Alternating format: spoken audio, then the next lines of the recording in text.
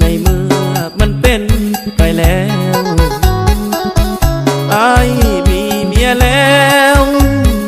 ก็หูอยู่แก่ใจบ่อยากเลือกเมี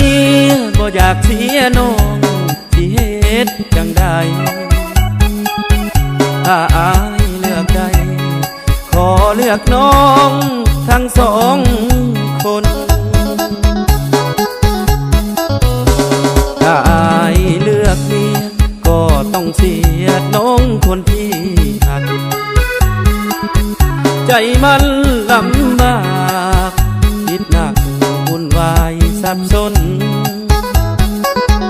แต่ว่าตอนนี้อยากเก็บไว้ในใจสองคน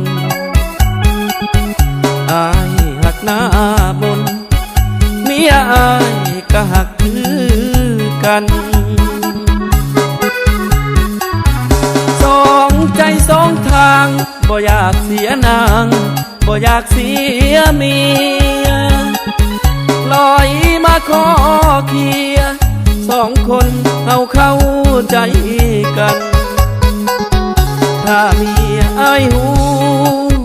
คงจบแล้วความสัมพันธ์หักขาดสะบั้นฝันคงสิ้นสลายคิดไปใจเพียอยากเลือกทั้งเมียอยากเลือกทั้งน้องสองคนป้องดองเป็นเอื้อยเป็นน้องถ้าเป็นไปได้สิลอยเมียมาไปหาน้องบ่ต้องน้อยใจหากเมียเท่าใดอ้ายก็หักน้องเจ้าเท่านั้น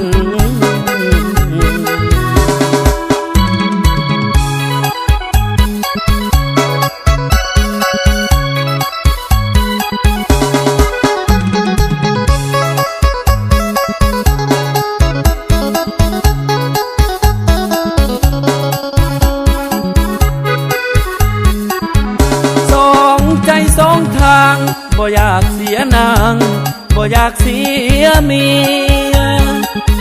ลอยมาขอเคียสองคนเอาเข้า